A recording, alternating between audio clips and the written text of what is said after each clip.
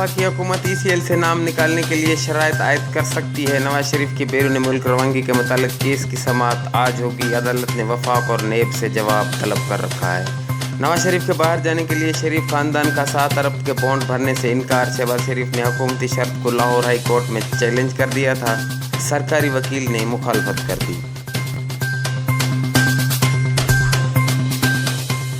कराची के कई इलाकों में रात गए बूंदाबांदी। मौसम ठंडा ठार हो गया, गर्द बैठ गई। लाहौर में भी बूंदाबांदी, शहरियों में खुशी की लहर। अटक और 4 सदा में बारिश ने मौसम मजीद सर्द कर दिया। पाकिस्तान और ऑस्ट्रेलिया के दौरान दूसरा प्रैक्टिस मैच आज से शुरू होगा। ऑस्ट्रेलिया ने टेस्ट सीरीज के लिए अपने पत्ते शो कर दिए। ऑस्ट्रेलियाई बैट्समैन पाकिस्तानी टाइगर्स पर अटैक करने के लिए तैयार। पहला टेस्ट 21 नवंबर से ब्रिस्बेन में शुरू होगा। मुजफ्फरगढ़ और लिया में खिजा फेस्टिवल के तहत जीप रैली आज से शुरू होगी। 195 किलोमीटर के ट्रैक पर तमाम इंतजामात मुकम्मल। गाड़ियों की टेक्निकल एग्जामिनेशन मुकम्मल और ड्राइवर नेविगेटर का चेकअप।